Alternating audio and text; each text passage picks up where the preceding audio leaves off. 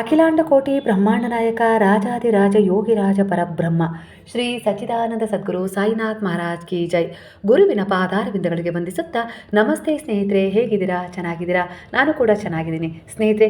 ನೀವು ಕೂಡ ಗುರುವಿನ ಅನುಗ್ರಹ ಆಶೀರ್ವಾದ ಹಾಗೆ ನೀವು ನಂಬಿದ ದೇವರುಗಳ ಅನುಗ್ರಹ ಆಶೀರ್ವಾದದಿಂದ ಹಾಗೆ ನಿಮ್ಮ ತಂದೆ ತಾಯಿಯ ಬ್ಲೆಸ್ಸಿಂಗಿಂದ ತುಂಬ ಚೆನ್ನಾಗಿದ್ದೀರಾ ಅಂತೇಳಿ ನಾನು ಕೂಡ ಅಂದ್ಕೊಳ್ತೀನಿ. ಅದೇ ಥರ ಪ್ರಾರ್ಥನೆ ಕೂಡ ಮಾಡ್ಕೊಳ್ತೀನಿ ಸ್ನೇಹಿತರೆ. ಹಾಗಾದರೆ ಇಂದಿನ ರೀಡಿಂಗಲ್ಲಿ ಬಾಬಾರವರು ನಿಮಗೆ ಯಾವ ರೀತಿಯ ಒಂದು ಬದಲಾವಣೆಯನ್ನು ತರ್ತಾ ಇದ್ದಾರೆ ನಿಮ್ಮ ಮುಂದಿನ ಜೀವನಕ್ಕೆ ನೋಡೋದಕ್ಕಿಂತ ಮೊದಲು ಈ ಎನರ್ಜಿ ನಿಮ್ಮ ಎನರ್ಜಿಗೆ ಕನೆಕ್ಟ್ ಆಗಬೇಕು ಅಂದರೆ ನಿಮ್ಮ ಮನದಲ್ಲಿ ಭಗವಂತನನ್ನ ಹಾಗೆ ನೀವು ನಂಬಿದ ಗುರುವನ್ನ ವಿನಯಪೂರ್ಣವಾಗಿ ಅಂದರೆ ನಮ್ರತಾ ಭಾವದಿಂದ ಸ್ಮರಣೆ ಮಾಡಿಕೊಂಡು ಉಸಿರನ್ನ ದೀರ್ಘವಾಗಿ ಒಳಗೆ ಎಳ್ಕೊಳ್ತಾ ನಿಧಾನವಾಗಿ ಉಸಿರನ್ನ ಹೊರಗೆ ಹಾಕ್ತಾ ಭಗವಂತನನ್ನ ಗುರುವನ್ನ ಸ್ಮರಣೆ ಮಾಡಿಕೊಂಡು ಈ ರೀಡಿಂಗ್ನ ನೋಡಲಿಕ್ಕೆ ಶುರು ಮಾಡಿ. ಖಂಡಿತವಾಗಿ ನಿಮ್ಮ ಎನರ್ಜಿಗೆ ತಕ್ಕ ಹಾಗೆ ಇಲ್ಲಿ ಈ ಎನರ್ಜಿ ಕನೆಕ್ಟ್ ಆಗಿ ನಿಮ್ಮ ಅನೇಕ ರೀತಿಯ ಗೊಂದಲಗಳಿಗೆ ಉತ್ತರ ನೀಡುತ್ತೆ. ಹಾಗೆ ನಿಮ್ಮ ಜೀವನದಲ್ಲಿ ಯಾವೆಲ್ಲ ಒಂದು ಬದಲಾವಣೆಯನ್ನು ನೀವು ಈ ಸಮಯದಲ್ಲಿ ಪಡ್ಕೊಳ್ತಾ ಇದ್ದೀರಾ ಅನ್ನುವ ಸೂಚನೆ ಕೂಡ ಸಿಗ್ತಾ ಹೋಗುತ್ತೆ ಸ್ನೇಹಿತರೆ. ಅಂದರೆ ಈ ವರ್ಷದಲ್ಲಿ ನೀವು ಏನನ್ನು ಬಿಡ್ತೀರಾ, ಏನನ್ನು ಕಳ್ಕೊಳ್ತೀರಾ, ಹಾಗೆ ಮುಂದಿನ ವರ್ಷ ಯಾವ ಒಂದು ಹೊಸ ಪ್ರಾರಂಭ ನಿಮ್ಮ ಜೀವನದಲ್ಲಿ ಒಂದು ಒಳ್ಳೆಯದನ್ನು ತಂದುಕೊಡುತ್ತೆ, ಅದಕ್ಕೆ ಯಾವೆಲ್ಲ ರೀತಿಯಲ್ಲಿ ನಿಮಗೆ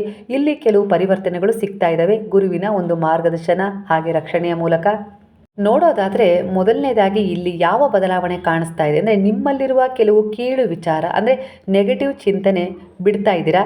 ನಿಮ್ಮ ಡೆಸ್ಟಿನಿ ಅಲೈನ್ಮೆಂಟ್ ಕುರಿತ ಒಂದು ಈ ಟ್ಯಾರೋ ರೀಡಿಂಗ್ ಯಾವ ರೀತಿ ಬರ್ತಾ ಇದೆ ಅಂದರೆ ಈ ವರ್ಷದಲ್ಲಿ ನೀವು ಕೆಲವು ಭಯವನ್ನು ಬಿಡ್ತಾ ಇದ್ದೀರಾ, ಅಂದರೆ ಆ ಭಯದಿಂದ ಹೊರಗೆ ಬರ್ತಾ ಇದ್ದೀರಾ, ಆತ್ಮವಿಶ್ವಾಸವನ್ನು ಹೆಚ್ಚಿಸ್ಕೊಳ್ತಾ ಇದ್ದೀರಾ. ಈ ಒಂದು ವಿಶ್ವಾಸದೊಂದಿಗೆ ಹಳೆಯ ಅಧ್ಯಾಯವನ್ನು ಮುಗಿಸಿ ಹೊಸ ಅಧ್ಯಾಯದ ಪ್ರಾರಂಭವನ್ನು ನೀವೇ ಮಾಡ್ತಾ ಇದ್ದೀರಾ ನಿಮ್ಮ ಸ್ವಯಂ ಪ್ರಯತ್ನದಿಂದ. ಅಂದರೆ ನಿಮಗೀಗ ಒಳ್ಳೆಯದು ಕೆಟ್ಟದರ ಅರಿವಿದೆ, ಹಾಗಾಗಿ ನಿಮ್ಮ ಅಧ್ಯಾಯವನ್ನು ನೀವು ಹೊಸ ವರ್ಷದಲ್ಲಿ ನೀವೇ ಬರ್ಕೊಳ್ತೀರಾ. ಅದಕ್ಕೆ ತಕ್ಕ ಹಾಗೆ ನಿಮಗೆ ಇಲ್ಲಿ ಒಂದು ಪೂರ್ವ ಸಿದ್ಧತೆ ಮಾಡಿಕೊಟ್ಟಿದೆ ಈ 2025ನೇ ಇಸ್ವಿ. ಅಂದರೆ 2025ನೇ ಇಸ್ವಿ 9 ಸಂಖ್ಯೆಯನ್ನು ಸೂಚಿಸಿತ್ತು, ಅಂದರೆ ಮಂಗಳ ಗ್ರಹವನ್ನು ಸೂಚಿಸ್ತಾ ಇತ್ತು. ಒಟ್ಟಾರೆಯಾಗಿ ನಿಮ್ಮ ವರ್ಷದ ಅಂತ್ಯ ಯಾವ ಥರ ಇದೆ ಅಂದರೆ ಒಂದು ಮಂಗಳಕರವಾಗಿ ಇದೆ. ಅಂದರೆ ಒಂದು ಹೊಸ ಭರವಸೆಯೊಂದಿಗೆ ಹೊಸ ವರ್ಷವನ್ನು ನೀವು ಸ್ವಾಗತಿಸ್ತಾ ಇದ್ದೀರಾ, ಅಂದರೆ ಅದರಲ್ಲಿ ಕಾಲಿಡ್ತಾ ಇದ್ದೀರಾ. ಇಲ್ಲಿ ನೀವು ಸಾಕಷ್ಟು ಪಾಠಗಳನ್ನು ಕಲ್ತಿದ್ದೀರಾ, ಕೆಲವು ಅಧ್ಯಾಯಗಳನ್ನು ಅಂತ್ಯಗೊಳಿಸ್ಕೊಂಡಿದ್ದೀರಾ, ಕೆಲವು ವಿಚಾರಗಳನ್ನು ನೀವು ದೂರ ಮಾಡ್ಕೊಂಡಿದ್ದೀರಾ, ಅನಗತ್ಯ ವಿಚಾರಗಳನ್ನು ದೂರ ಇಟ್ಟಿದ್ದೀರಾ. ಹಾಗೆ ಇನ್ನು ಒಂದು ವಾರ ಸಮಯ ಇದೆ, ಅಷ್ಟರೊಳಗೆ ಕೆಲವು ಸಂಬಂಧ ಕೆಲವು ಭಾವನೆಗಳು ಬಿಡುವ ಸಮಯ ಕೂಡ ಬಂದಿದೆ ಅಂತ ಹೇಳಿ ಇಲ್ಲಿ ಕಾಣಿಸ್ತಾ ಇದೆ. ಅಂದರೆ ಅದರಿಂದ ನಿಮಗೆ ತುಂಬ ನೋವು ಆಗ್ತಾ ಇತ್ತು, ಮಾನಸಿಕ ಹಿಂಸೆ ಆಗ್ತಾ ಇತ್ತು, ಆ ಒತ್ತಡದಿಂದ ಹೊರಗೆ ಬರ್ತೀರಾ. ಅದು ನಿಮ್ಮ ಒಂದು ಇಚ್ಛೆ ಆಗಿದೆ, ಅದರ ಪ್ರಕಾರ ಮುಂದಿನ ಜೀವನ ಸುಂದರವಾಗಿದೆ. ಯಾಕಂದರೆ ಈಗ ನೀವು ಒಬ್ಬರು ಜವಾಬ್ದಾರಿಯುತವಾದ ಒಂದು ಮನಸ್ಸಿನೊಂದಿಗೆ ಹೊರಗೆ ಬಂದಿದ್ದೀರಾ. ಖಂಡಿತ ಇನ್ನೆಂದಿಗೂ ಈ ರೀತಿ ತಪ್ಪು ಮಾಡೋದಿಲ್ಲ ಅನ್ನೋ ರೀತಿಲಿ ನಿಮ್ಮ ಮನಸ್ಸಿನ ಒಂದು ಆತ್ಮಸಾಕ್ಷಿ ನಿಮ್ಮನ್ನು ಎಚ್ಚರಿಸ್ತಾ ಇದೆ. ಅಂದರೆ ನಿಮಗೆ ಹೇಳ್ತಾ ಇದೆ ನಿನ್ನಿಂದ ಇನ್ನೆಂದಿಗೂ ಆ ರೀತಿ ತಪ್ಪಾಗೋದಿಲ್ಲ, ಅಷ್ಟರ ಮಟ್ಟಿಗೆ ನೀನು ಇಲ್ಲಿ ಪಾಠವನ್ನು ಕಲ್ತಿದ್ಯಾ, ಮುಂದೆ ಹೋಗು, ಈ ಬದಲಾವಣೆ ನಿನ್ನ ಆತ್ಮದ ಬೆಳವಣಿಗೆಗೆ ಬೇಕಾಗಿತ್ತು, ಅದಕ್ಕೋಸ್ಕರನೇ ಆಗಿದೆ, ನಿಮ್ಮ ಉದ್ದೇಶ ಈಗ ಈಡೇರುತ್ತೆ, ಅದು ಮುಂದಿನ ವರ್ಷದಲ್ಲಿ ಈಡೇರುತ್ತೆ ಅನ್ನೋ ರೀತಿಲಿ ಕಾಣಿಸ್ತಾ ಇದೆ. ನಿಮ್ಮನ್ನೇ ನೀವು ಕೆಲವೊಂದು ಸಾರಿ ಅಂದಾಜು ಮಾಡ್ಕೊಳ್ತೀರಾ, ಅಂದರೆ ಕಡಿಮೆ ಅನ್ನೋ ರೀತಿಲಿ, ನನ್ನಿಂದ ಆಗೋದಿಲ್ಲ, ನನಗೆ ಯಾರ ಸಹಾಯನೂ ಇಲ್ಲ, ಅಷ್ಟೊಂದು ಒಂದು ಒಳ್ಳೆಯ ರೀತಿಯ ಜೀವನ ನನ್ನಿಂದ ಸಾಧ್ಯ ಮಾಡೋಕ್ಕಾಗತ್ತಾ ಅನ್ನೋ ರೀತಿಲಿ ನೀವು ಏನು ಅನವಶ್ಯಕವಾಗಿ ಒಂದು ಮನೋಯುದ್ಧ ಮಾಡ್ತಿದ್ದೀರ, ಆ ಒಂದು ಯುದ್ಧ ಕೊನೆಗೊಳಿಸಿಯೇ ನೀವು ಹೊಸ ಪ್ರಾರಂಭವನ್ನು ಮಾಡ್ತಾಯಿದ್ದೀರ. ಪ್ರಾಮಾಣಿಕವಾಗಿ ಪ್ರಯತ್ನ ಪಟ್ಟರೂ ಕೂಡ 2025ನೇ ಇಸ್ವಿಯಲ್ಲಿ ನೀವು ಕೆಲವೊಂದು ವಿಚಾರಗಳನ್ನು ಪೂರ್ಣಗೊಳಿಸ್ಕೊಳ್ಳೋಕ್ಕೆ ಸಾಧ್ಯ ಆಗಿಲ್ಲ, ಕೆಲವು ನೋವುಗಳಿಂದ ಹೊರಗೆ ಬರೋಕ್ಕಾಗ್ತಾ ಇಲ್ಲ, ಏನೋ ಒಂದು ಸಾಧನೆ ಮಾಡಬೇಕು ಅಂದರೆ ಅದರಲ್ಲಿ ಅರ್ಧದಲ್ಲಿ ನಿಂತಿದೆ. ಹಾಗೆ ಈ 2026ನೇ ಇಸ್ವಿಯಲ್ಲಿ ನೀವೇನು ಬಯಸ್ತಾ ಇದ್ದೀರೋ ಅದಕ್ಕೆ ಪೂರಕ ಸಿದ್ಧತೆಯನ್ನು ನೀವು 2025ನೇ ಇಸ್ವಿಯಲ್ಲಿ ಮಾಡ್ಕೊಂಡಿದ್ದೀರ. ಇಲ್ಲಿ ಕೆಲವರು ತುಂಬಾ ಚಿಂತೆ ಮಾಡ್ತಾ ಇದ್ದೀರಾ ಮುಂದಿನ ಭವಿಷ್ಯದ ಕುರಿತು. ಆದರೆ ಇಲ್ಲಿ ಯಾವ ರೀತಿ ಸೂಚನೆ ಸಿಗ್ತಾ ಇದೆ ಅಂದರೆ ನಿಮ್ಮ ಡೆಸ್ಟಿನಿ ಫ್ಲೋ ಅನ್ನು ತಡೀತಾ ಇದೆ. ಅಂದರೆ ನೀವು ಏನೋ ಒಂದು ಗೆಲ್ಲಬೇಕು ಅಂತ ಹೇಳಿ ಪ್ರಯತ್ನ ಪಡ್ತಾ ಇದ್ದೀರಾ, ಪಡ್ಕೊಳ್ಬೇಕು ಅಂತ ಪ್ರಯತ್ನ ಪಡ್ತಿದ್ದೀರಾ, ಅದಕ್ಕೆ ನಿಮ್ಮ ಒಂದು ಈ ನನ್ನಿಂದ ಆಗೋದಿಲ್ಲ ಅನ್ನುವ ರೀತಿಯ ಒಂದು ನಿಸ್ಸಹಾಯಕತನ ಎಲ್ಲೋ ಒಂದು ರೀತಿಯಲ್ಲಿ ನಿಮ್ಮ ಡೆಸ್ಟಿನಿಯಲ್ಲಿ ಇದ್ದ ಒಂದು ವಿಚಾರವನ್ನು ತಡೀತಾ ಇದೆ. ಖಂಡಿತ ಈ ಸಮಯದಲ್ಲಿ ನೀವು ಅದೆಲ್ಲವನ್ನು ಬಿಟ್ಟು ಹೊರಗೆ ಬಂದಿದ್ದೀರಾ, ಪ್ರಯತ್ನ ಪಡ್ತಾ ಇದ್ದೀರಾ. ಖಂಡಿತ ಇಲ್ಲಿ ನಿಮ್ಮ ಡೆಸ್ಟಿನಿ ಅಲೈನ್ಮೆಂಟ್ ಯಾವ ರೀತಿ ಇದೆ ಅಂದರೆ ಅತ್ಯಂತ ಶುಭ ನಿಮ್ಗೆ ಆಗತ್ತೆ 2026ನೇ ಇಸ್ವಿಲಿ ಅನ್ನೋ ರೀತಿಲಿ ಬರ್ತಾಯಿದೆ. ನಿಮ್ಮ ಜೀವನ ಈಗ ಟರ್ನಿಂಗ್ ಪಾಯಿಂಟ್ನಲ್ಲಿ ಇದೆ. ನೀವು ಕಾರ್ಮಿಕ ಚಕ್ರದಿಂದ ಹೊರಗೆ ಬರ್ತಾ ಇದ್ದೀರಾ, ಡೆಸ್ಟಿನಿ ನಿಮ್ಮ ಪರವಾಗಿ ಚಲಿಸ್ತಾ ಇದೆ ಅನ್ನೋ ರೀತಿಲಿ ಸೂಚನೆಯನ್ನು ಇಲ್ಲಿ ಗುರು ನಿಮಗೆ ಕೊಡ್ತಾ ಇದ್ದಾರೆ. ಇಲ್ಲಿ ಒಂದು ಷರತ್ತಿದೆ. ಹಳೆಯ ಭಯ ಬಿಡಬೇಕು, ಹಾಗೆ ಒಂದು ನಕಾರಾತ್ಮಕ ಚಿಂತನೆಯನ್ನು ಬಿಡಬೇಕು, ನಿಮ್ಮ ಬಗ್ಗೆ ನಿಮಗಿರುವ ಒಂದು ಕೀಳು ವಿಚಾರವನ್ನು ಬಿಡಬೇಕು, ನಿಮ್ಮನ್ನು ಗೌರವಿಸ್ಕೊಳ್ಬೇಕು, ಪ್ರೀತಿಸಬೇಕು, ಹಾಗೆ ಮುಂದೆ ಹೋಗಬೇಕು. ಕೆಲವು ಜೀವನ ಆದಮೇಲೆ ಏರಿಳಿತಗಳು ಕಾಣೋದು ಸಹಜ, ಅವುಗಳನ್ನು ಅರ್ಥ ಮಾಡ್ಕೊಳ್ಬೇಕು. ಯಾವುದೂ ಕೂಡ ಇಲ್ಲಿ ಸ್ಥಿರವಲ್ಲ. ಹಾಗಂದಮೇಲೆ ಕಷ್ಟ, ಈ ದುಃಖ, ಈ ಸಮಸ್ಯೆಗಳು ಖಂಡಿತ ಸ್ಥಿರವಲ್ಲ. ಅದರಲ್ಲೂ ಗುರು ನನ್ನ ಜೊತೆ ಇದ್ದಾರೆ ಈ ಸಮಯದಲ್ಲಿ. ಹಾಗಾಗಿ ಇವು ಸ್ಥಿರವಾಗಿ ನಿಲ್ಲಲಿಕ್ಕೆ ಅವ್ರು ಬಿಡೋದೇ ಇಲ್ಲ. ಅಂತಹ ಪರಿವರ್ತನೆ ನನ್ನ ಮೂಲಕ ಅವರು ತರ್ತಾ ಇದ್ದಾರೆ, ಅಂದರೆ ನನ್ನನ್ನು ಆ ದಿಕ್ಕಿಗೆ ಕರ್ಕೊಂಡು ಹೋಗ್ತಾ ಇದ್ದಾರೆ ಅನ್ನುವ ನಿಮ್ಮ ಒಂದು ದೃಢವಾದ ವಿಶ್ವಾಸ ನಿಮ್ಮನ್ನು ಗೆಲ್ಲಿಸುತ್ತೆ ಅನ್ನೋ ರೀತಿಯಲ್ಲಿ ಇಲ್ಲಿ ಕಾಣ್ತಾ ಇದೆ. ಈ ರೀತಿಯಾಗಿ ಈ ಬಲವಾದ ಒಂದು ಬದಲಾವಣೆಯೊಂದಿಗೆ ಹೊಸ ಅಧ್ಯಾಯವನ್ನು ನೀವು ಶುರು ಮಾಡ್ತಾ ಇದ್ದೀರಾ. ಭಯ ಆಗಿರ್ಬೋದು, ಕೆಲವು ಚಿಂತೆಗಳಾಗಿರ್ಬೋದು, ಕೆಲವು ಜನರನ್ನು ಕೂಡ ಇಗ್ನೋರ್ ಮಾಡ್ತಾ ಇದ್ದಾರೆ. ಅವರು ನಿಮ್ಮ ಬಗ್ಗೆ ತಾತ್ಸಾರ ಮಾಡಿದವರಾಗಿರ್ಬೋದು, ಇಲ್ಲ ಅಂದರೆ ನಿಮ್ಮನ್ನು ಆಡ್ಕೊಳ್ಳೋರಾಗಿರ್ಬೋದು, ಇಲ್ಲ ಪದೇ ಪದೇ ನೀವು ಮುಂದೆ ಹೋಗೋ ಪ್ರಯತ್ನ ಪಟ್ಟರೆ ಯಾವುದೋ ಒಂದು ವಿಚಾರದಲ್ಲಿ ನಿಮಗೆ ಶತ್ರುಗಳಾಗಿ ಹಿಂದೆ ಎಳೆಯೋ ಪ್ರಯತ್ನ ಮಾಡ್ತಿದ್ದಾರೆ. ನಿನ್ನಿಂದ ಆಗೋದಿಲ್ಲ ಬಿಡು, ನೀನು ಅದನ್ನು ಮಾಡೋಕ್ಕೆ ಹೋಗಬೇಡ ಅನ್ನೋ ರೀತಿಲಿ, ಎಲ್ಲೋ ಒಂದು ರೀತಿಲಿ ನಿಮ್ಮ ಉತ್ಸಾಹಕ್ಕೆ ಭಂಗ ತರ್ತಾ ಇರುವಂಥ ಜನರ ಎಲ್ಲರನ್ನ ಕೂಡ ನೀವು ಅವಾಯ್ಡ್ ಮಾಡಿ ಹಿಂದೆ ಬಿಟ್ಟು, ಈಗ ನೀವು ದೃಢವಾದ ಹೆಜ್ಜೆಯೊಂದಿಗೆ ಮುಂದೆ ಹೋಗಬೇಕು, ಹೊಸ ಅಧ್ಯಾಯವನ್ನು ಬರ್ಕೊಳ್ಬೇಕು ಅನ್ನೋ ರೀತಿಲಿ ನೀವೊಂದು ಶಿಸ್ತನ್ನು ಅಳವಡಿಸ್ಕೊಳ್ತಿದ್ದೀರ. ಈ ಶಿಸ್ತೇ ನಿಮಗೆಲ್ಲೋ ಒಂದು ರೀತಿಲಿ ಬೇಕಾಗಿತ್ತು ಈ ಸಮಯದಲ್ಲಿ. ಯಾಕಂದರೆ ಒಂದೊಂದು ಸಾರಿ ನಿಮಗೆ ಎಲ್ಲ ರೀತಿಯ ಒಂದು ಸಪೋರ್ಟ್ ಇದ್ರೂ ಕೂಡ ಶಿಸ್ತಿರಲಿಲ್ಲ ನಿಮಗೆ. ಕೆಲವೊಂದು ಸಾರಿ ಇದೇ ಸಮಯಕ್ಕೆ ನಾನು ಮಾಡಬೇಕು, ಇದೇ ಸಮಯಕ್ಕೆ ನಾನು ಎದ್ದೇಳಬೇಕು, ಇದೇ ಸಮಯಕ್ಕೆ ಧ್ಯಾನ ಮಾಡಬೇಕು, ಇದೇ ಸಮಯಕ್ಕೆ ಪೂಜೆ ಮಾಡಬೇಕು, ಇದೇ ಸಮಯಕ್ಕೆ, ಅಂದರೆ ಇವತ್ತು ನಾನು ಏನೆಲ್ಲ ಕೆಲಸಗಳನ್ನು ಮಾಡಬೇಕು ಅಂತ ಹೇಳಿ ಅಂದ್ಕೊಂಡಿದ್ರು ಅದನ್ನು ನಾನು ಮಾಡಬೇಕು ಅನ್ನೋ ರೀತಿಯಲ್ಲಿ. ಈಗ ಹೇಗಾಗಿದೆ ಅಂದರೆ, ಅಷ್ಟು ಕೆಲಸದಲ್ಲಿ ನೀವೊಂದು 50% ಕೆಲಸ ಮಾಡ್ತಾಯಿದ್ದೀರಿ ಈಗ. ಅಂದರೆ ಒಂದು ಲೆಕ್ಕಾಚಾರ ಹಾಕ್ಕೊಂಡಾಗ ಅದನ್ನು ನಾಳೆ ಅಂತ ಮುಂದೂಡ್ತಾ ಇಲ್ಲ, ಅದನ್ನು ಇವತ್ತೇ ಮಾಡಿಬಿಡೋಣ, ಅದನ್ನು ಮುಗಿಸ್ಬಿಡೋಣ ಅನ್ನೋ ರೀತಿಲಿ. ಈಗ ಒಂದು 10 ಕೆಲಸ ಇವತ್ತು ಮಾಡಬೇಕು ಅಂತೇಳಿ ನೀವು ಒಂದು ಸ್ಕೆಚ್ ಹಾಕ್ಕೊಂಡಿದ್ದೀರಾ ಅಂದರೆ, ಅದನ್ನು ಎಷ್ಟಾದರೂ ಪ್ರಯತ್ನ ಪಟ್ಟಾದರೂ ರಾತ್ರಿ ಮಲಗೋದಕ್ಕಿಂತ ಮೊದಲು ಅದನ್ನು ಮುಗಿಸ್ತಾ ಇದ್ದೀರಾ. ಅಲ್ಲಿಗೆ ನಿಮ್ಮ ಜೀವನದಲ್ಲಿ ಶಿಸ್ತು ಬಂದಿದೆ. ಯಾಕಂದರೆ ಗುರು ಏನಾದರೂ ಕೊಡೋದಕ್ಕಿಂತ ಮೊದಲು ಶಿಸ್ತನ್ನು ಕಲಿಸ್ಲಿಕ್ಕೆ ಬಯಸ್ತಾರೆ. ಯಾಕಂದರೆ ಆ ಶಿಸ್ತು ನಿಮ್ಮ ಜೀವನದಲ್ಲಿ ನಿಮ್ಮನ್ನು ಒಂದು ಉನ್ನತವಾದ ಸ್ಥಾನಕ್ಕೆ, ವಿಶೇಷವಾದ ಸ್ಥಾನಕ್ಕೆ, ನೀವು ಬಯಸಿದಂಥ ಸ್ಥಾನಕ್ಕೆ, ನೀವು ಯಾವುದನ್ನು ಮ್ಯಾನಿಫೆಸ್ಟ್ ಮಾಡ್ತಿದ್ರಲ್ಲ ಅದನ್ನು ನಿಮಗೆ ನೀಡಲಿಕ್ಕೆ ಎಲ್ಲ ರೀತಿಯ ಸಿದ್ಧತೆ ನಡೀತಾ ಇದೆ ಇಲ್ಲಿ. ಅಂದರೆ ಗುರುವು ನಿಮ್ಮ ಇಚ್ಛೆಯನ್ನು ಅರ್ತಿದ್ದಾರೆ, ನಿಮ್ಮ ಪ್ರಾರ್ಥನೆಯನ್ನು ಅವ್ರು ಕೇಳಿಸ್ಕೊಂಡಿದ್ದಾರೆ. ನೀವು ಅಂತ ಇರ್ಬೋದು ಈ ಸಮಯದಲ್ಲಿ, ನಾನು ಬಹಳ ವರ್ಷಗಳಿಂದ ಪ್ರಾರ್ಥನೆ ಮಾಡ್ತಾ ಇದ್ದೀನಿ, ಆದರೂ ಕೂಡ ಆ ಪ್ರಾರ್ಥನೆ ಈಡೇರಿಲ್ಲ ಅಂಥೇಳಿ. ಹಾಗಂತ ಅದು ಅವರ ಒಂದು ಕಿವಿಯನ್ನು ತಲುಪಿಲ್ಲ ಅಂತಲ್ಲ, ಅವರನ್ನು ತಲುಪಿದೆ. ಆದರೆ ಅದು ವ್ಯರ್ಥ ಆಗಿಲ್ಲ. ನೀವು ಅಂದ್ಕೊಂಡಿದ್ದೀರ ಅದು ವ್ಯರ್ಥ ಅಂತ, ಖಂಡಿತ ವ್ಯರ್ಥ ಆಗಿಲ್ಲ. ಅದು ಅರ್ಥಪೂರ್ಣವಾಗಿ ಯಾವ ಸಮಯಕ್ಕೆ ನಿಮಗೆ ಸಿಗಬೇಕು, ಹಾಗೆ ನಿಮಗೆ ಆ ಪಾಠಗಳನ್ನು ಕಲಿಸಿ ನಿಮ್ಮನ್ನು ಒಂದು ತಿದ್ದಿ ತೀಡಿ ಶಿಸ್ತುಬದ್ಧ ಒಂದು ಜೀವನವನ್ನು ನಡೆಸಲಿಕ್ಕೆ ಪೂರಕ ಮಾಡಿಕೊಟ್ಟು ನಂತರ ಅದು ಸಿಗಬೇಕು ಅಂತ ಇತ್ತು. ಹಾಗೆ ಅದು ಈಗ ನಿಮ್ಮನ್ನು ಸೇರುವ ಸಮಯ ಬಂದಿದೆ ಅಂತೇಳಿ ಇಲ್ಲಿ ಕಾಣಿಸ್ತಿದೆ. ನೀವು ಬದಲಾಗಲು ಈಗ ಸಿದ್ಧರಾದ ಕ್ಷಣದಲ್ಲೇ ಡೆಸ್ಟಿನಿ ಕೂಡ ನಿಮ್ಮ ಕಡೆ ಹೆಜ್ಜೆ ಆಗ್ತಾ ಇದೆ. ಅಂದರೆ ನಿಮ್ಮ ಭಾಗ್ಯದಲ್ಲಿರೋದು ಕೂಡ ನಿಮ್ಮ ಹತ್ತಿರ ಬರ್ತಾ ಇದೆ ಅನ್ನೋ ರೀತಿಯಲ್ಲಿ ಇಲ್ಲಿ ಯಾವ ರೀತಿ ಸೂಚನೆ ಸಿಗ್ತಾ ಇದೆ ಅಂದರೆ, ನಿಮ್ಮ ಭಾಗ್ಯದಲ್ಲಿ ಒಂದು ಒಳ್ಳೆಯದು ಆಗೋದು ಇಲ್ಲ ಅಂತ ಅಲ್ಲ, ಇದ್ದೇ ಇರುತ್ತೆ, ನ್ಯಾಯ ಇದ್ದೇ ಇರುತ್ತೆ. ಅಂದರೆ ಕೆಟ್ಟದ್ದು ಇರುತ್ತೆ, ಒಳ್ಳೆಯದು ಇರುತ್ತೆ ಅನ್ನೋ ಹಾಗೆ ಒಳ್ಳೆಯದಿದೆ. ಆದರೆ ಕೆಲವೊಂದು ಸರಿ ಏನಾಗುತ್ತೆ ಅಂದರೆ, ನೀವು ಬೇಗನೆ ನಕಾರಾತ್ಮಕ ಚಿಂತನೆಗೆ ಆಕರ್ಷಣೆ ಆಗೋದ್ರಿಂದ ಕೆಟ್ಟದ್ದು ಬೇಗ ನಡೆದು ಹೋಗ್ಬಿಡುತ್ತೆ. ಅಷ್ಟೇ ಬಲವಾಗಿ ನೀವು ಒಳ್ಳೆಯದ್ರಲ್ಲಿ ನಂಬಿಕೆ ಇಡೋದ್ರಿಲ್ಲ. ಅಂದರೆ ಎಲ್ಲೋ ಒಂದು ರೀತಿಯಲ್ಲಿ ಸಂದೇಹ ಪಡ್ತೀರಾ. ಹಾಗಾಗಿ ಒಳ್ಳೆಯದು ಅಂದರೆ ನಿಮ್ಮ ಭಾಗ್ಯದಲ್ಲಿ ಒಳ್ಳೆಯದಿದ್ದು ನಿಮ್ಮ ಹತ್ರ ಬರಲಿಕ್ಕೆ ಸ್ವಲ್ಪ ಅಡೆತಡೆಗಳಾಗಿರ್ಬೋದು, ಇಲ್ಲ ಯಾವುದೋ ರೀತಿ ನಿಮ್ಮ ಒಂದು ಸಂದೇಹ ಅನುಮಾನ ಎಲ್ಲೋ ಒಂದು ರೀತಿಯಲ್ಲಿ ಅದರಲ್ಲಿ ಬ್ಲಾಕೇಜ್ಗಳನ್ನು ಉಂಟು ಮಾಡ್ತಾ ಇದ್ವು. ಆದರೆ ಈಗ ಹಾಗಲ್ಲ. ನಿಮ್ಮ ಡೆಸ್ಟಿನಿ, ನಿಮ್ಮ ಭಾಗ್ಯದಲ್ಲಿ ನಿಮಗೋಸ್ಕರ ಏನೊಂದು ಡಿಸರ್ವ್ ಆಗಿತ್ತಲ್ಲ, ಅದು ನಿಮ್ಮ ಒಂದು ಸಂಚಿತ ಕರ್ಮದ ಪುಣ್ಯದ ಅನುಸಾರವಾಗಿ ಅದು ಈಗ ನಿಮಗೆ ಸಿಗಲಿಕ್ಕೆ ಶುರುವಾಗುತ್ತೆ. 2026ನೇ ಇಸ್ವಿ ನಿಮಗೆ ತುಂಬ ಅಂದರೆ ತುಂಬ ಪಾಸಿಟಿವ್ ತಂದುಕೊಡುತ್ತೆ. ಅಂದರೆ ಯಾವ ರೀತಿ ಅಂದರೆ, ನೀವು ಅಂದ್ಕೊಂಡದ್ದನ್ನು ಎಲ್ಲ ಸಾಧನೆ ಮಾಡಲಿಕ್ಕೆ ಅದೊಂದು ನಿಮಗೆ ಒಂದು ವೇದಿಕೆ ಆಗುತ್ತೆ. ನಿಮ್ಮ ಒಂದು ಕಲೆಯನ್ನು ಹೊರಗೆ ಹಾಕಲಿಕ್ಕೆ, ನಿಮ್ಮಲ್ಲಿರುವ ಒಂದು ಧೈರ್ಯ ಆಗಿರ್ಬೋದು, ಆತ್ಮವಿಶ್ವಾಸದಿಂದ ಮುನ್ನಡೆಯೋ ವಿಚಾರ ಆಗಿರ್ಬೋದು, ಎಲ್ಲದರಲ್ಲೂ ನಿಮಗೆ ಅದು ಪಾಸಿಟಿವ್ ತಂದುಕೊಡುತ್ತೆ. ಅಂದರೆ ಈ 2025ನೇ ಇಸ್ವಿ ನಿಮಗೊಂದು ಬೇಸಿಕ್ ಆಗಿತ್ತು, ಆದರೆ ಅದನ್ನು ಕಾರ್ಯರೂಪಕ್ಕೆ ತರಲಿಕ್ಕೆ ಈ ಒಂದು 2026ನೇ ಇಸ್ವಿ ಸಹಾಯ ಮಾಡುತ್ತೆ ಅನ್ನೋ ರೀತಿಯಲ್ಲಿ ಇಲ್ಲಿ ಕಾಣಿಸ್ತಾ ಇದೆ ಎನರ್ಜಿ. ಹಾಗೆ ನನ್ನ ಜೊತೆನೇ ಈಗ ನೀವು ಕಮೆಂಟ್ ಮೂಲಕ ನನ್ನ ಜೊತೆ ಹೇಳಿ 3 ಬಾರಿ ಮ್ಯಾನಿಫೆಸ್ಟ್ ಮಾಡಿ, ನಾನು ನನ್ನ ಡೆಸ್ಟಿನಿಯ ಜೊತೆ ಅಲೈನ್ ಆಗಿದ್ದೇನೆ ಅಂತ ಹೇಳ್ಕೊಳ್ಳಿ. ಒಂದು ಹಳೆಯ ವಸ್ತು, ಹಾಗೆ ಒಂದು ಅಭ್ಯಾಸವನ್ನು ಜಾಣ್ಮೆಯಿಂದ ನಾನು ಬಿಡ್ತಾ ಇದ್ದೀನಿ, ಅರ್ಥಕೊಂಡು ಬಿಡ್ತಾ ಇದ್ದೀನಿ, ಅದು ತಪ್ಪು ಅಂತ ಹೇಳಿ ನೀವು ಅಂದ್ಕೊಳ್ಳಿ. 7 ದಿನಗಳ ಕಾಲ ನಕಾರಾತ್ಮಕ ಮಾತುಗಳನ್ನು ನಿಮ್ಮ ಬಗ್ಗೆ ನೀವು ಹೇಳ್ಕೊಳ್ಬೇಡಿ. ಇದರ ಮೇಲೆ ಗಮನ ಇರಲಿ. ಖಂಡಿತವಾಗಿ 7 ದಿನಗಳು ನಿಮ್ಮ ಮುಂದಿನ ವರ್ಷಕ್ಕೆ ಒಂದು ಸಹಾಯ ಮಾಡ್ತವೆ ಪೂರಕವಾಗಿ. ಯಾವ ರೀತಿ ಅಂದರೆ, ನೀವು 7 ದಿನ ಮ್ಯಾನಿಫೆಸ್ಟ್ ಮಾಡಿದರೆ ಖಂಡಿತ ಒಂದು ನಕಾರಾತ್ಮಕತೆಯನ್ನು ಬಿಡೋದಾಗಿರ್ಬೋದು, ಒಂದು ಕೆಟ್ಟ ವಿಚಾರವನ್ನು, ಒಂದು ಯಾವುದೋ ಒಂದು ನೆಗೆಟಿವಿಟಿ ನಿಮ್ಮನ್ನು ತುಂಬ ಕಾಡ್ತಾ ಇದೆ ಅಂದರೆ ಆ ವಿಚಾರವನ್ನು ತುಂಬ ಅವಾಯ್ಡ್ ಮಾಡಿ. ಅದು ಜನರೇ ಆಗಿರ್ಬೋದು, ಸಂಬಂಧವೇ ಆಗಿರ್ಬೋದು, ಯಾವುದೋ ಒಂದು ವಿಚಾರ ಆಗಿರ್ಬೋದು, ಅದರಿಂದ ನಿಮಗೆ ಒಂದು ಅನಾರೋಗ್ಯದ ಸಮಸ್ಯೆನೇ ಆಗಿರ್ಬೋದು, ಆ ವಿಚಾರವನ್ನು ನೀವು ನೆನಪು ಮಾಡ್ಕೊಳ್ಬೇಡಿ, ಅದನ್ನು ಬಿಟ್ಬಿಡಿ. ನಾನು ನನ್ನ ಡೆಸ್ಟಿನಿಯ ಜೊತೆ ಅಲೈನ್ ಆಗಿದ್ದೇನೆ ಅಂತ ಹೇಳ್ಕೊಳ್ಳಿ. ಖಂಡಿತವಾಗಿ ಒಳ್ಳೆಯದಾಗುತ್ತೆ. ಕಮೆಂಟ್ ಕೂಡ ಮಾಡಿ, ಮ್ಯಾನಿಫೆಸ್ಟ್ ಆಗುತ್ತೆ. 7 ದಿನದ ಒಳಗೆ ನಿಮ್ಮ ಮನಸ್ಸು ಹಗುರವಾಗುತ್ತೆ. ಹೊಸ ಅವಕಾಶಗಳು ಕಾಣಿಸಿಕೊಳ್ಳಲು ಶುರುವಾಗ್ತವೆ. ಜೀವನದ ದಿಕ್ಕು ಸ್ಪಷ್ಟವಾಗುತ್ತೆ. ಡೆಸ್ಟಿನಿ ಅಲೈನ್ಮೆಂಟ್ ಆಕ್ಟಿವ್ ಆಗುತ್ತೆ. ಹಾಗೆ ನಿಮ್ಮ ಆಸೆ ಕೂಡ ಈಡೇರುತ್ತೆ.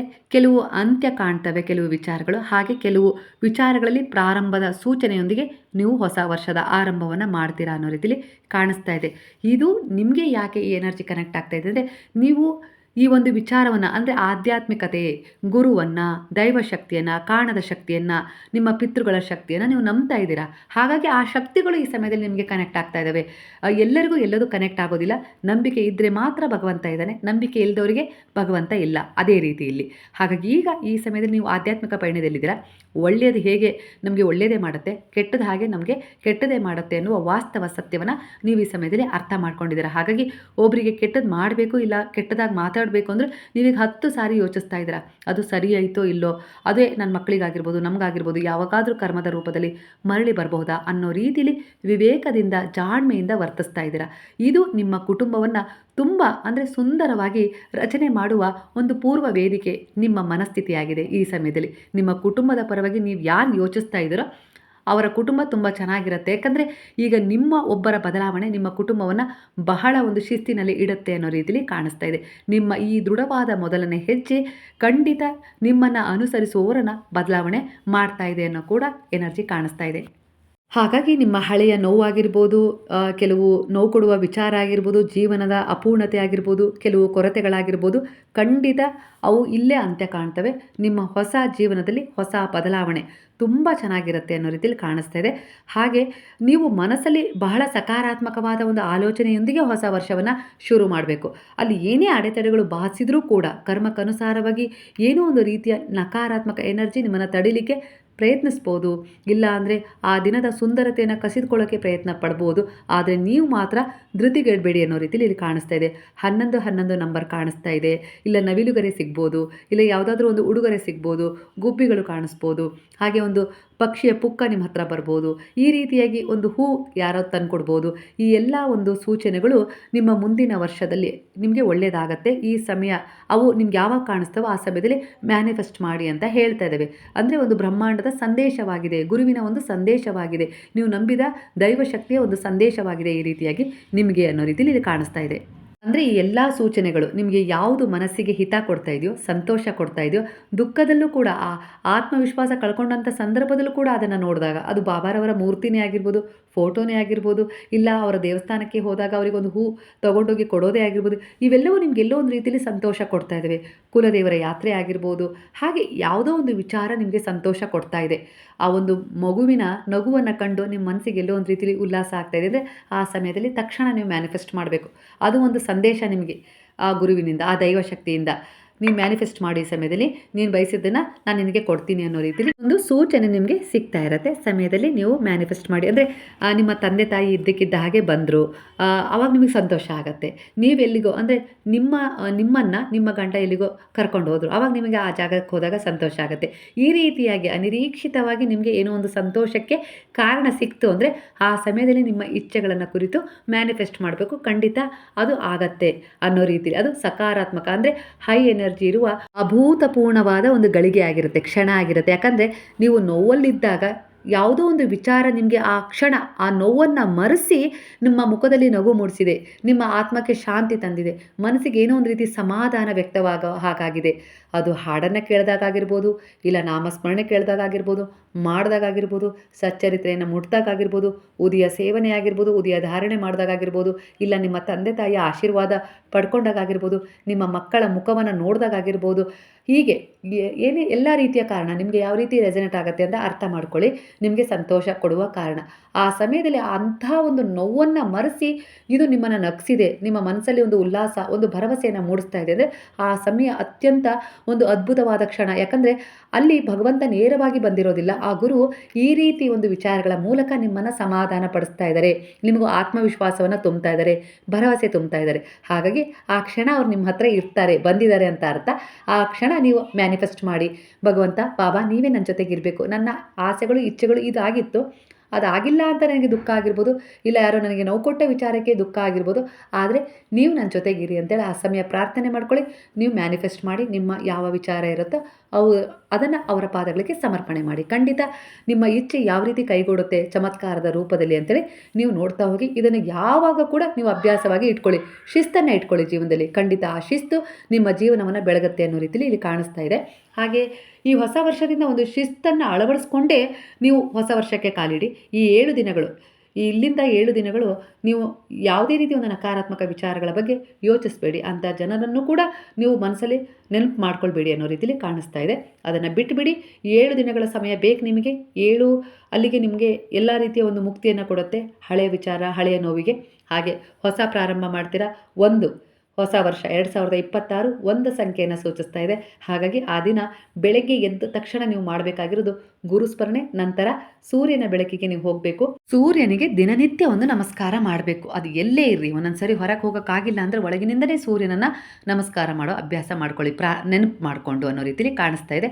ಇದು ನಿಮ್ಮ ದಿನನಿತ್ಯದ ಶಿಸ್ತಾಗಿರಬೇಕು. ಬೆಳಗ್ಗೆ ಎದ್ದ ತಕ್ಷಣ ನಿಮ್ಮ ಬಾಬಾರವರನ್ನು, ಗುರುವನ್ನು, ಹಾಗೆ ನಿಮ್ಮ ಇಷ್ಟ ದೇವರನ್ನು, ನಿಮ್ಮ ತಂದೆ ತಾಯಿಯನ್ನು ನೆನಪು ಮಾಡಿಕೊಂಡು ಒಂದು ನಮಸ್ಕಾರ ಮಾಡ್ಕೊಳ್ಳಿ. ಹಾಗೆ ಹೊರಗಡೆ ಹೋಗೋಕ್ಕಾದರೆ ಹೋಗಿ ಸೂರ್ಯನಿಗೆ ಒಂದು ಅರ್ಘ್ಯ ಕೊಡೋದಾದರೆ, ನಾನು ಹೇಳಿದ್ದೀನಲ್ಲ, ಹಿತ್ತಾಳೆ ಚೊಂಬಲ್ಲಿ ತಾಮ್ರದ ತಂಬಿಗೆಯಲ್ಲಿ ಶುದ್ಧವಾದ ನೀರಿಟ್ಕೊಂಡು ಒಂದು ಚಿಟಿಕೆ ಕೆಂಪು ಕುಂಕುಮ, ಇಲ್ಲ ಅಂದರೆ ಒಂದು ಕೆಂಪು ಹೂವು ಹಾಕಿ ಅದನ್ನು ಸೂರ್ಯನಿಗೆ ಸಮರ್ಪಣೆ ಮಾಡೋ ರೀತಿಯಲ್ಲಿ ಅರ್ಘ್ಯವನ್ನು ಕೊಡಬೇಕು ಅಂತ ಹೇಳಿ ತಿಳಿಸಿದ್ದೀನಿ. ಅಂದರೆ ಆ ಜಲವನ್ನು ಅವರ ಪಾದಗಳಿಗೆ ನಾವು ಸಮರ್ಪಣೆ ಮಾಡ್ತಾ ಇದ್ದೀವಿ ಅನ್ನೋ ರೀತಿಯಲ್ಲಿ ಆ ಅರ್ಘ್ಯವನ್ನು ಕೊಡಬೇಕು. ಒಂದು ಪಾಟ್ ಇದೆ, ಹೂವಿನ ಗಿಡ ಇದೆ, ಮತ್ತು ತುಳಸಿ ಗಿಡ ಇದೆ ಅಂದರೆ ಅದರಲ್ಲಿ ಬೀಳೋ ಹಾಗೆ ನೀವು ಅರ್ಘ್ಯವನ್ನು ಕೊಟ್ಟರೆ ಸಾಕು. ಖಂಡಿತ ನೀವು ಏನು ಮ್ಯಾನಿಫೆಸ್ಟ್ ಮಾಡ್ತೀರಲ್ಲ ಆ ಗಿಡ ಅದು ನಿಮಗೆ ಪೂರ್ಣಗೊಳಿಸಿ ಕೊಡುತ್ತೆ. ಪ್ರಕೃತಿಗೆ ನೀವು ಅದನ್ನು ಅಭಿಷೇಕ ಮಾಡಿದ ಹಾಗಾಗತ್ತೆ ಅನ್ನೋ ರೀತಿಯಲ್ಲಿ ವಿಚಾರ ರೆಸಲ್ಟ್ ಆಗ್ತದೆ. ಖಂಡಿತ ಯಾವುದೇ ಕಾರಣಕ್ಕೂ ಭಯ ಬೀಳಬೇಡಿ. ಪರಿಸ್ಥಿತಿಗಳು ಇದೇ ರೀತಿ ಸ್ಥಿರವಾಗಿರೋದಿಲ್ಲ. ಎಲ್ಲದಕ್ಕೂ ಒಂದು ಸಮಯ ಅನ್ನೋದು ಉತ್ತರ ಕೊಡ್ತಾ ಬದಲಾವಣೆಯನ್ನು ತರ್ತಾ ಹೋಗುತ್ತೆ. ಅದಕ್ಕೋಸ್ಕರ ನಾವು ಯಾವತ್ತೂ ಕಾಯಬೇಕು, ಮ್ಯಾನಿಫೆಸ್ಟ್ ಮಾಡಬೇಕು, ಒಳ್ಳೆಯದನ್ನು ಚಿಂತಿಸಬೇಕು, ಒಳ್ಳೆ ದಾರಿಯಲ್ಲಿ ಹೋಗಬೇಕು, ಒಳ್ಳೆಯದನ್ನೇ ಮಾತಾಡಬೇಕು. ಈ ರೀತಿಯಾಗಿ ನಮ್ಮ ಒಂದು ಶಿಸ್ತಿನ ಜೀವನ ನಮಗೆ ಒಂದು ಒಳ್ಳೆಯದನ್ನೇ ಕೊಡುತ್ತೆ. ನಂಬಿಕೆ ಇರಬೇಕಷ್ಟೇ. ಹಾಗೆ ಒಂದು ಜಡ್ಜ್ಮೆಂಟ್ ಕೂಡ ಆಗುತ್ತೆ ನಿಮಗೆ 2026ನೇ ಇಸ್ವಿಯಲ್ಲಿ ನೀವು ಬಯಸಿದ ರೀತಿಯಲ್ಲಿ ಅನ್ನೋ ರೀತಿಯಲ್ಲಿ ಕಾಣಿಸ್ತಾ ಇದೆ. ವರ್ಷದಲ್ಲಿ ಪದೇ ಪದೇ ಒಂದೇ ರೀತಿಯ ಸಮಸ್ಯೆ ಆಗಿರ್ಬೋದು, ಒಂದೇ ರೀತಿಯ ನೋವು ಆಗಿರ್ಬೋದು ನಿಮಗೆ ಕಾಣಿಸಿತ್ತು ಅಂದರೆ ಅದು ಹಿಂದಿನ ಜನ್ಮದ ಒಂದು ಪ್ರಾರಬ್ಧ ಕರ್ಮವನ್ನು ಸೂಚಿಸ್ತಾ ಇದೆ. ಖಂಡಿತ ಅದು ಬಿಡುಗಡೆ ಆಗುವ ಸಮಯ, ಅದನ್ನು ರಿಲೀಸ್ ಮಾಡ್ತಾ ಇದೆ ಅನ್ನೋ ರೀತಿಯಲ್ಲಿ ಬರ್ತಾ ಇದೆ ಇಲ್ಲಿ. ಅಂದರೆ ಖಂಡಿತ ನಿಮಗೆ ಒಂದು ಹೊಸ ಅವಕಾಶವನ್ನು ಕೊಟ್ಟು ಈ ಪ್ರಾರಬ್ಧ ಕರ್ಮ ಅಂತ್ಯಗೊಳ್ತಾ ಇದೆ. ಇದಕ್ಕೆ ಗುರು ನಿಮಗೆ ಎಲ್ಲ ರೀತಿಯಲ್ಲೂ ಸಹಾಯ ಮಾಡಿದ್ದಾರೆ ಅನ್ನೋ ರೀತಿಯಲ್ಲಿ ಇಲ್ಲಿ ಕಾಣಿಸ್ತಾ ಇದೆ. ಹಾಗೆ ನೀವು ಕೂಡ ಅನೇಕ ರೀತಿಯ ದಾನ, ಧರ್ಮ, ಸೇವೆ, ಒಂದು ಒಳ್ಳೆಯ ವಿಚಾರಗಳಲ್ಲಿ ಬಹಳ ನಂಬಿಕೆ ಇಟ್ಟು ನಡೀತಾ ಇದ್ದಾರೆ. ಆ ನಂಬಿಕೆ ನಿಮ್ಮ ಮುಂದಿನ ಒಂದು ಪ್ರಾರಂಭವನ್ನು ಒಳ್ಳೆಯ ರೀತಿಯಲ್ಲಿ ಮಾಡಿಸ್ತಾ ಇದೆ ಅನ್ನೋ ರೀತಿಯಲ್ಲಿ ಇಲ್ಲಿ ಕಾಣಿಸ್ತಾ ಇದೆ. ಒಟ್ಟಾರೆಯಾಗಿ ಕಾರ್ಮಿಕ್ ಲೂಪ್ ಮುಕ್ತಾಯ ಹಂತದಲ್ಲಿದೆ.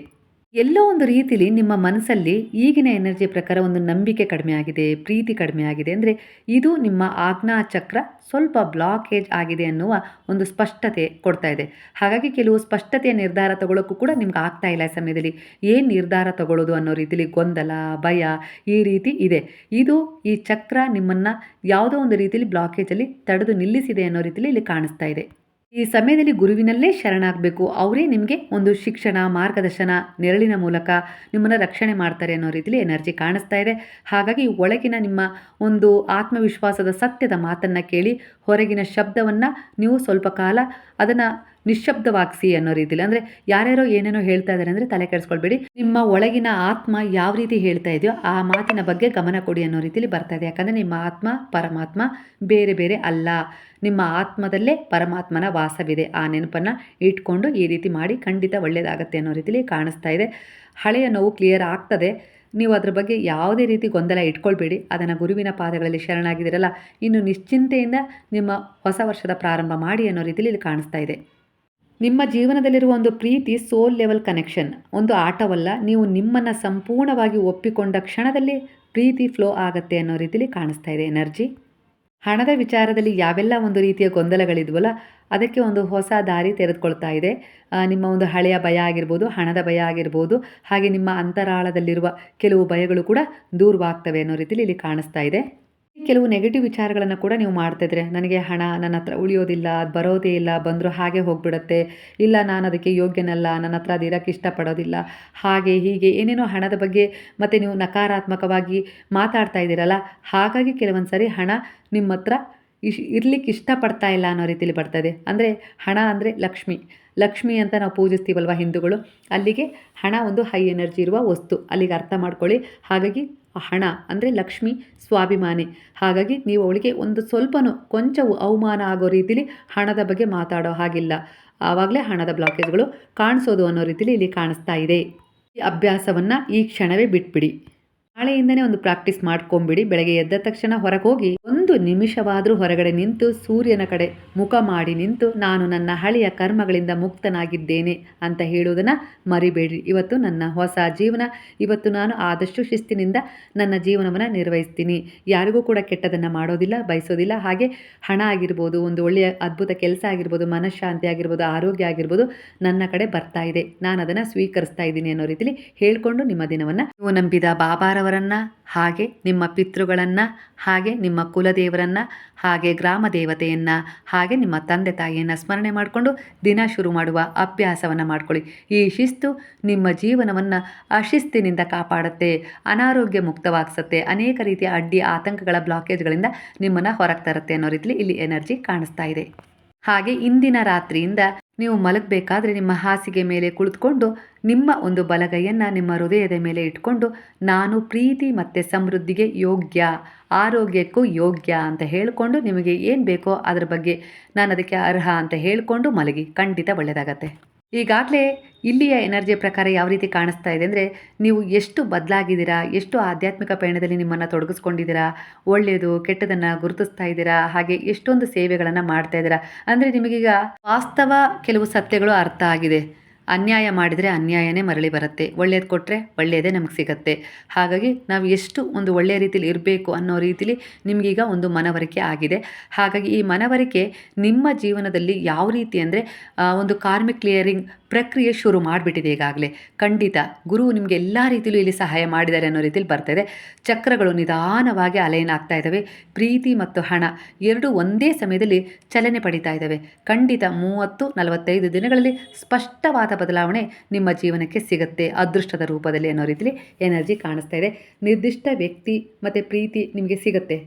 ಹಣದಲ್ಲಿರುವ ಬ್ಲಾಕೇಜ್ಗಳು ಡೀಪ್ ಆಗಿ ಕ್ಲಿಯರಿಂಗ್ ಆಗ್ತಾ ಇದ್ದಾವೆ. ನಿಮ್ಮ ಡೆಸ್ಟಿನಿ ಅಲೈನ್ಮೆಂಟ್ ಆಗ್ತಾ ಇರೋದ್ರಿಂದ ನಿಮ್ಮ ಜೀವನದಲ್ಲಿ ಮಿರಾಕಲ್ಗಳು ನಡೀತವೆ ಅನ್ನುವ ಯೋಚನೆ ಕೂಡ ಭಗವಂತನಿಗಿದೆ ಅನ್ನೋ ರೀತಿಯಲ್ಲಿ. ಅಂದರೆ ಗುರುವಿನಲ್ಲಿ ನೀವು ಆ ಒಂದು ಪ್ರಾರ್ಥನೆ ಇಟ್ಟಿದ್ದೀರಾ, ಖಂಡಿತವಾಗಿ ಆ ಸೂಚನೆಗಳು ನಿಮಗೆ ಸಿಗ್ತವೆ ಹೊಸ ಅಧ್ಯಾಯದ ಒಂದು ಹೊಸ ವರ್ಷದ ಮೊದಲನೇ ವಾರದಲ್ಲಿ ಅನ್ನೋ ರೀತಿಯಲ್ಲಿ ಇಲ್ಲಿ ಕಾಣಿಸ್ತಾ ಇದೆ.